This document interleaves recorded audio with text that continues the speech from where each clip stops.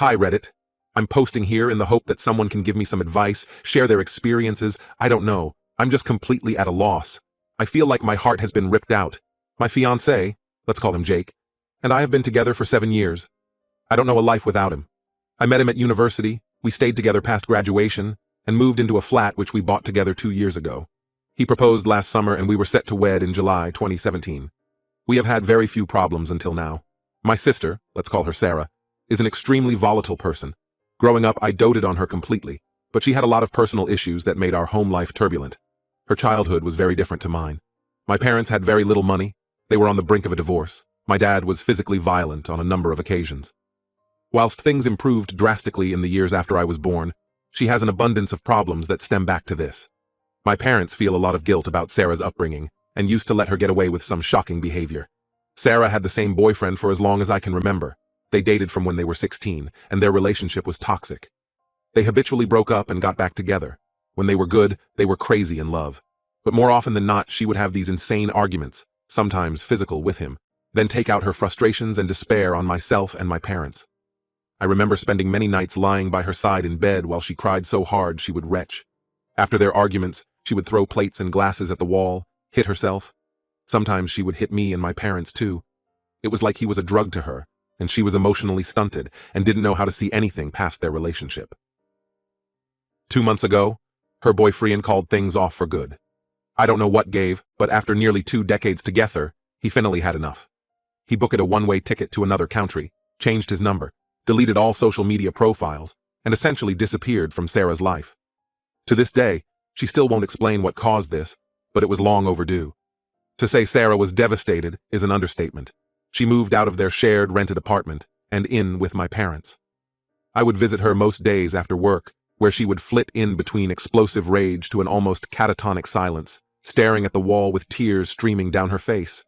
At one point, we were all extremely worried she might seriously harm herself and organized for her to see a therapist, something I had suggested for years.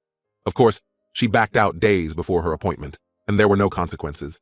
She is, after all, a grown woman. She just hasn't changed emotionally in the entire time I've known her, and still acts like a teenager. 2 days ago, I went to visit Sarah, who was in bed in her darkened room. I let myself in and attempted to speak to her, telling her about my day at work. She immediately exploded, screaming at me, throwing her pillows across the room, crying uncontrollably. She told me life was unfair, that I had everything and she was left alone to rot, that everything wrong in her life was because she was a bad person. She hurt her boyfriend, she drove him away, she's ruined our family. She fucked Jake and didn't even feel guilty at the time. I initially thought I'd misheard her, but then she said it again. It was like she had poured a bucket of ice water over me. I silently left, shaking. When I got home, Jake was there watching TV. It came out of my mouth the second I saw him, and I could see in his eyes it was true. He broke down and told me it had happened 3 years ago. Sarah had had another blazing row with her boyfriend and decided to drive round to Jake's looking for me. I was at our parents' at the time, and Jake attempted to pacify Sarah. He comforted her while she sobbed in his arms, and one thing led to another. They had sex. I packed an overnight bag while he followed me from room to room, sobbing and telling me it was the worst mistake of his life, that he still has no idea how it happened, that he felt unbelievably guilty the second it was over, that it feels like it wasn't even real. I left him in the doorway begging me not to leave. I've checked into a hotel and have switched my phone off. I don't know what to do, who to tell, where to begin. I feel sick, like this is a bad dream. My heart feels like it's been ripped into a million pieces. For all of Sarah's faults, I love her more than anything. It's the two people who are more to me than anyone else in the world. How the fuck do I move on from this? I feel like I'm in a bubble. I don't know what's going on in the outside world. All I do is cry and sleep in this room. Someone please help me make sense of this. DR. My volatile sister recently went through a breakup after a 16-year relationship with the love of her life. She is severely depressed and almost catatonic. I went to visit her one day only for her to explode and tell me she slept with my fiancé 3 years ago. He admitted it was true, and I haven't spoken to a soul since. I have locked myself in a hotel room with no plans of ever coming out. My heart is shattered into a million pieces, and I don't know what to do. Update: Hi everyone, I logged on this afternoon to find 300 plus replies and messages to my post. I am unbelievably touched by the all people who reached out to me, particularly Fractal Faye's incredible response, which spoke to me on a level I didn't think possible from a stranger. I'd like to thank each and every single person who took the time out of their day for me.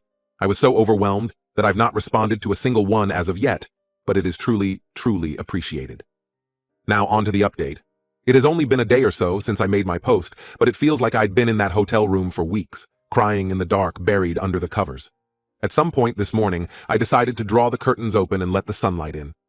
I went and sat on the balcony and switched my phone on for the first time. It started ringing within 30 seconds. It was my mother, who burst into tears as soon as I answered. Her and my parents had obviously been desperately worried. This is the longest I have ever gone without contact, and had even contemplated calling the police had I failed to contact them by this evening. My mom informed me that as I was walking out of Sarah's room, down the stairs and out the front door, Sarah was screaming and wailing that she's sorry. Funnily enough, I didn't hear this. I don't know how. I think I was in such a state of shock that I couldn't process anything around me. Honestly, I can't even remember the drive home. After I shut the door behind me, my mom, who was the only other person at home, rushed into Sarah's room to find her trashing her room and attempting to slash her wrists with a blunt lino cutter of all instruments. Sarah used to do a lot of art. Obviously, this barely caused a scratch, but Jump started my mom into action. She drove Sarah to the hospital, where I understand she underwent some sort of assessment and was kept overnight. She has incredibly agreed to undergo treatment for whatever it is that is wrong with her. My mom was surprised she was so complacent on the drive down, willingly entering the car and saying nothing other than asking where I am. Sarah seems resigned and completely deflated. My mom spoke to me at length for the first time in my life about the hardships they had undergone during Sarah's childhood. I am unwilling to go into detail and am still in shock about some of the things I heard. Sarah is not devoid of responsibility. She has long surpassed the age where she can blame her childhood for her behavior, but my mom admitted through tears that not sending her to therapy at an early age was the biggest regret of her life so far. I asked my mom if she knew why I had left.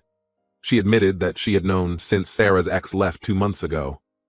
At this point, I had to struggle not to hang up, and I suddenly felt myself going back into that pit, but she begged me to listen. After her ex Harry, I am too drained to invent a name, hi Harry, left, Sarah told my mom exactly what had happened. It was not the reason for Harry's departure, although he did know about it. Rather, he had had enough of being Sarah's carer, and years of begging her to seek help had fallen on deaf ears one too many times. When Sarah informed my mom told Sarah I have to know immediately.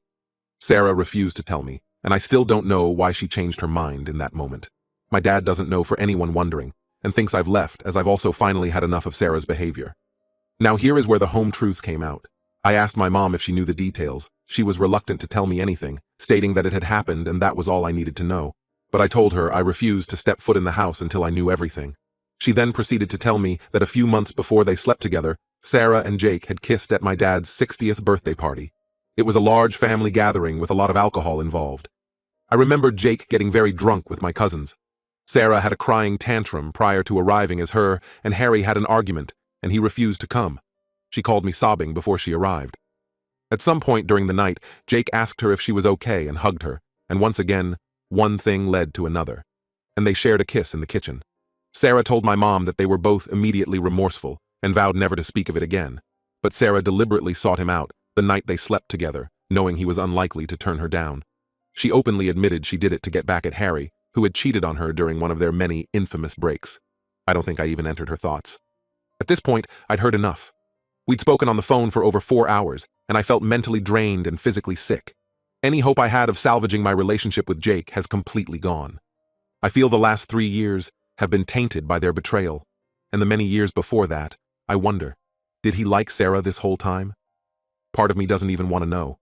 It's worth noting he has made absolutely no attempt to contact me other than a single text, stating, "I'm sorry, take as long as you need." As if it's inevitable, I will come back to him. Things are still up in the air. I don't feel ready to check out of the hotel, as I don't know where I'm going to go next. I feel my relationship with my mom has been rocked by these revelations. I don't know what's going to become of Sarah. I have no idea what I'm going to do about me and Jake's flat, where I'm going to live. I don't even know if I have a job anymore. I just haven't showed up to work. But I know the truth, and the smallest part of me is grateful for that. The rest of me is consumed by a pain I never imagined possible. I guess there's nothing else to do now except wait and see how things unfold. But reading through your comments and messages have been more help than you can imagine. Thank you, thank you, thank you. And for anyone who has ever experienced symptoms like Sarah's, or has been around someone who is so visibly troubled, I beg of you, seek help before it's too late. Final update. Hi everyone. I thought I would make a final update to my original post and update, as I received a lot of messages over the last few days wondering how I am over the holiday period. Once again, I'd like to thank you all for the outpouring of support I've received over the last month. The number of messages, links to help, and offers for a shoulder to cry on were overwhelming and touching.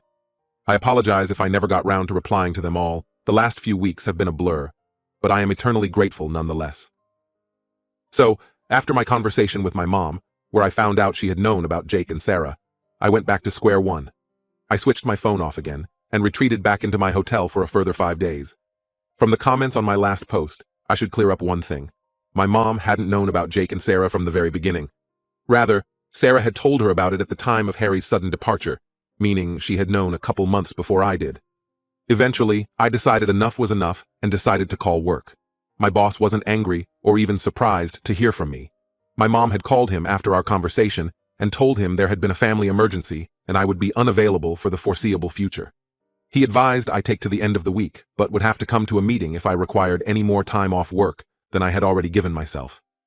So my job was safe-ish, and I'm back at work and trying to get on with things. After this, I went back to my parents. Sarah was also home, but holed up in her room. I went in to see her, and she was up painting. As a number of you guessed, it is likely she has BPD, although my parents are waiting on a second opinion.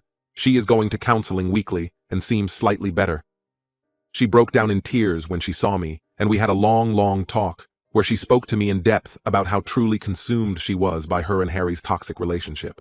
She understands it's for the best that it's over, but she describes the pain as unrelenting. It hurt when he was with me, and it hurts now he's gone. I know a lot of you will feel disappointed that I haven't cut her or my mom out of my life for good. I still feel resentment in the pit of my stomach when I think about it, but truly, I blame Jake more than anyone else. Jake was with me for long enough to see some of Sarah's behavior. She's not well, and he still chose to do what he did.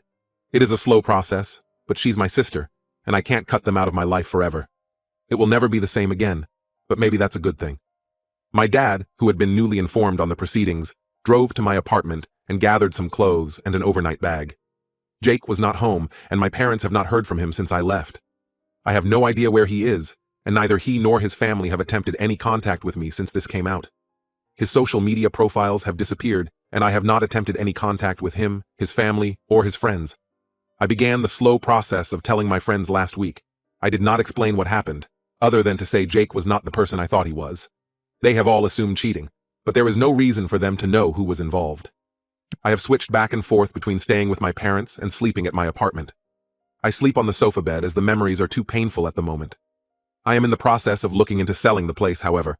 This means contacting Jake at some point in the near future, as the apartment is joint-owned. I will cross that bridge when I feel a bit stronger. Christmas Day was a strange and sad one for both myself and Sarah, but we spent it as a family, and for the few hours we were sat around eating and watching movies, the pain was dulled even a small bit. As we were flicking through the various movies and TV episodes we'd recorded, I came across a scene that stuck with me, a scene that ended with the words, "La familia es todo." I still spend most days with a hole in my heart. It hurts more than anything I've ever felt in my life, but it's getting better. I know I've got a long way to go, but for the first time, I'm confident I'll get there. Thank you for reading, and here's to 2016.